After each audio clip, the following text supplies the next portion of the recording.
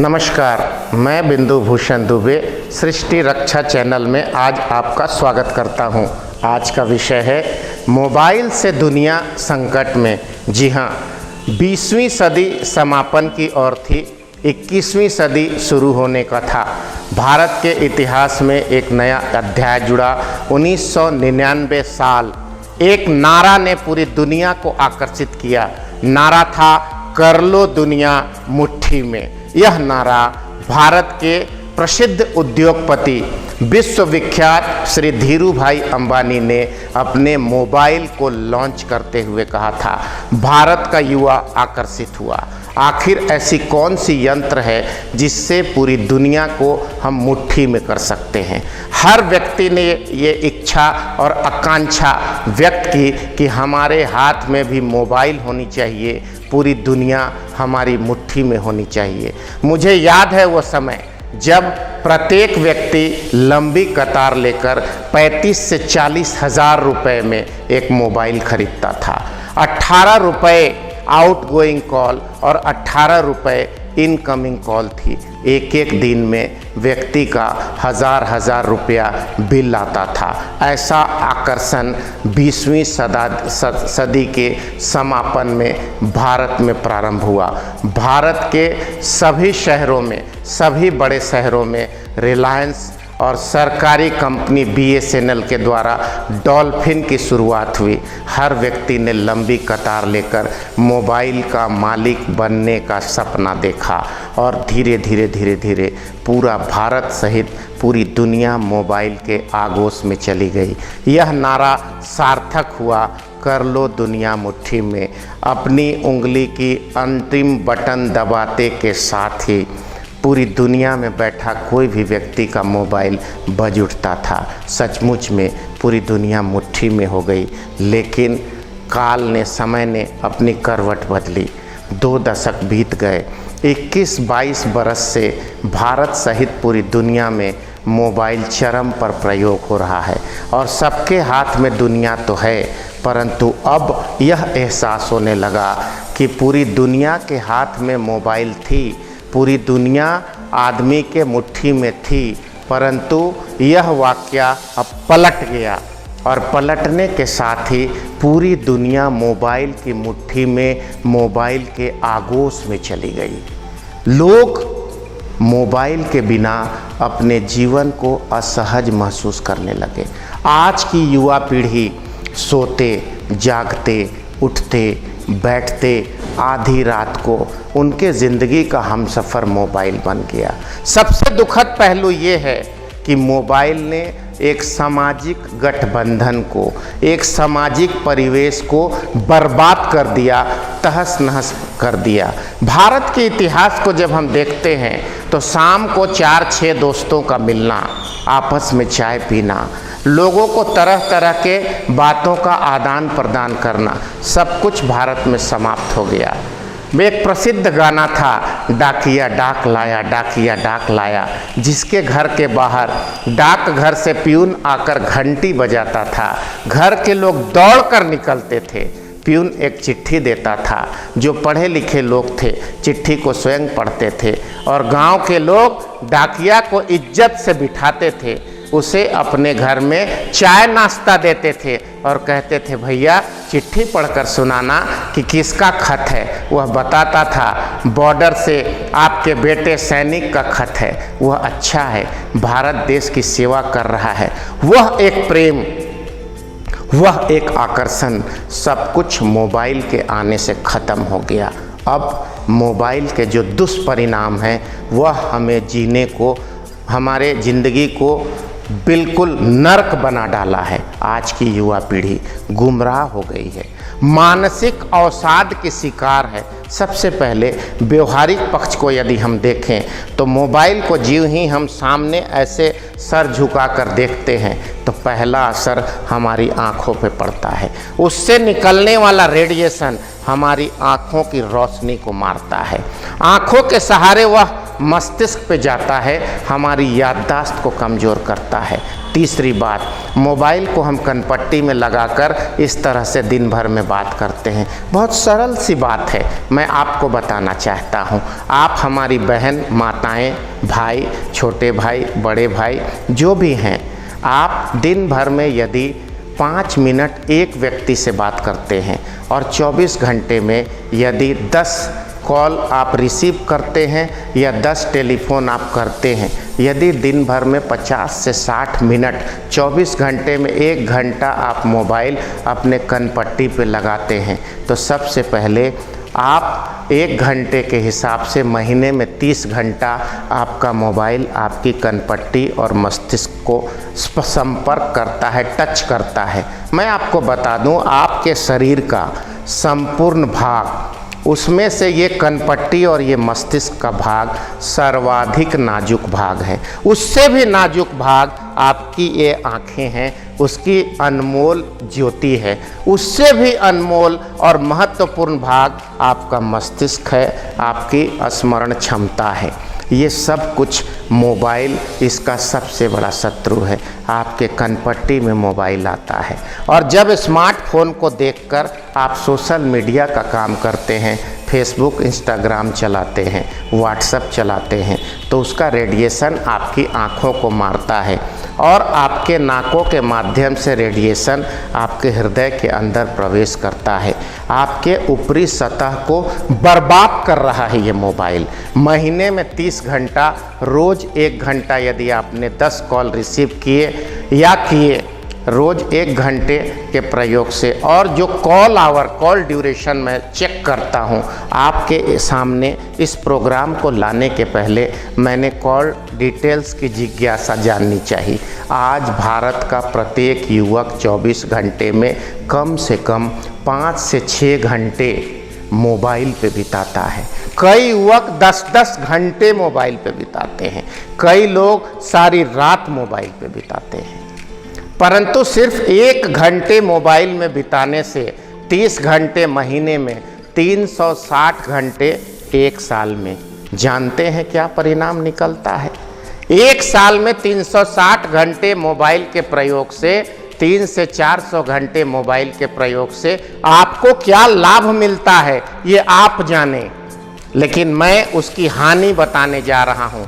एक इंसान यदि 400 से 500 घंटे मोबाइल अपने ज़िंदगी में प्रयोग करता है तो सबसे पहले उसके आँख की आधी रोशनी चली जाती है, उसके अंदर स्मृति क्षमता, याददाश्त की जो क्षमता है वो आधी चली जाती है। आपको एक बात बताना चाहता हूँ, आप इसे गौर से सुने।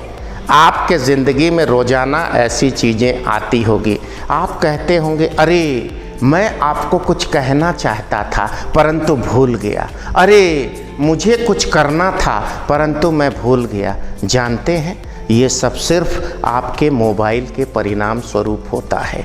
400 से 500 घंटे मोबाइल प्रयोग करने के बाद आपकी आँख की आधी रोशनी चली जाती है, आपकी स्मरण क्षमता चली जाती है, बालों पर रेडिएशन का असर पड़ता है, बाल झड़ने लगते हैं, कमज़ोर होने लगते हैं और पकने लगते हैं। रेडिएशन के दुष्प्रभाव से आपके चेहरे का जो मुखमंडल है, जो तेज है, वह धीरे धीरे कम होता है, झुर्रियाँ पड़ने लगती है। सावधान हो जाइए, आपने मोबाइल रूपी अपने ज़िंदगी के शत्रु को अपने सीने से लगाया है। मतलब ज़्यादातर नौजवान मोबाइल को अपने छाती से लगाकर ऊपर में रखते हैं।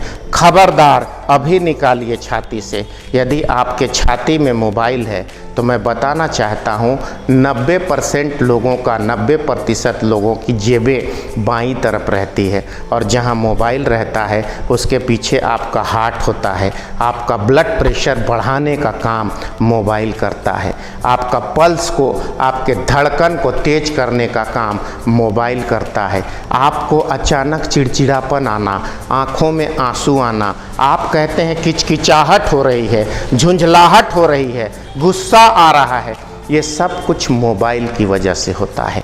आपकी ज़िंदगी का सबसे बड़ा शत्रु मोबाइल है। इसने आपको कल्पना लोक में ले जाने का काम किया है। आपके बगल में बैठा हुआ आपका सबसे बेहतरीन दोस्त, आपका भाई, आपके ज़िंदगी की सबसे बेहतरीन बहन, बड़ी बहन, जो प्यार से आपको बुलाती है, अरे मेरे हीरो इधर आ, सबको आप भूल चुके हैं। आपके आसपास बैठे माता पिता, सबको आप भूल चुके हैं। आपकी याददाश्त सिर्फ मोबाइल में है।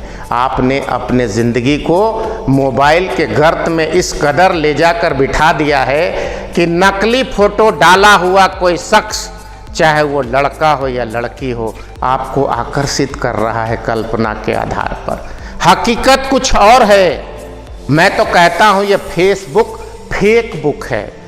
100% लोग जो होते हैं उससे अलग हटकर अपने इमेज को बढ़ाकर, अपने व्यक्तित्व को नकली तरीके से बढ़ाकर फेसबुक में डालते हैं। फोटो भी डालते हैं तो उसे एडिट करने की व्यवस्था मोबाइल में है। हैं 40 के बताते 20 के, हैं 60 के बताते 30 के। आखिर ये झूठी ज़िंदगी जीने का सहारा देने वाला मोबाइल हमारे ज़िंदगी का सबसे बड़ा शत्रु है। याद रखिए, जो व्यक्ति हकीकत में नहीं जीता, वो जो व्यक्ति गलत फहमी में जीता है, वो कभी सफल और सार्थक नहीं हो पाता। मोबाइल ने हमें गलत फहमी और गलत तरीके से जीने को मजबूर किया है। सावधान हो जाइए, अपने ज़िंदगी को हकीकत की ओर ले जाइए। एक व्यक्ति, एक नौजवान रोज़ 500 रुपया नहीं कमाता, लेकिन मर्सिडीज कार के आगे खड़े होकर फ़ोटो खिंचा के अपने मोबाइल पे डालता है और लोगों को ये बताने की कोशिश करता है कि मैं इस मर्सिडीज कार का मालिक हूँ।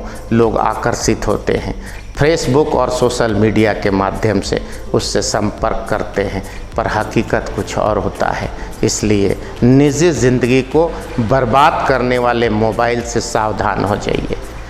मोबाइल ने छोटी छोटी चिड़ियों को, 80% चिड़ियों को पूरी दुनिया में ख़त्म कर दिया।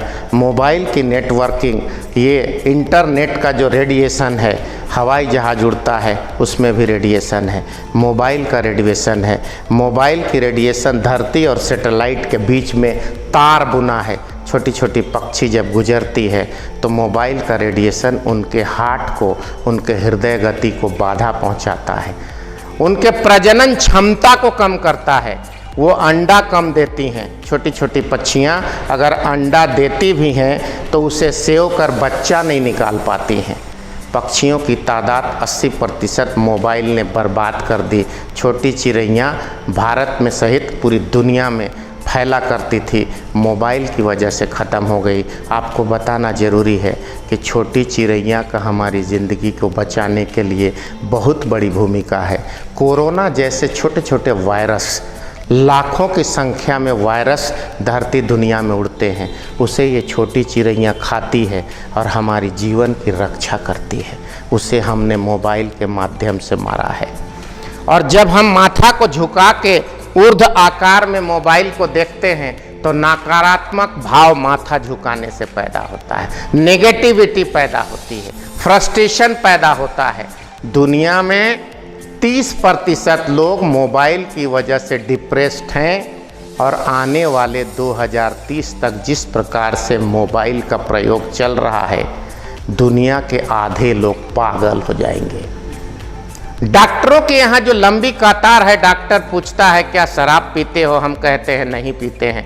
नशा करते हो, हम कहते हैं डॉक्टर साहब कोई बुरा व्यसन नहीं है, पर नींद नहीं आती, भूख नहीं लगती, कमजोरी लगती है। ये सब मोबाइल के चिड़चिड़ेपन और रेडिएशन की वजह से है। आपको मैं आज आगाह करने आया हूँ। मोबाइल क्या है? Mobile is a important way to communicate most necessary views और most necessary words to communicate other. बहुत महत्वपूर्ण बात को दूसरों तक संक्षिप्त रूप से पहुंचाने का तरीका है।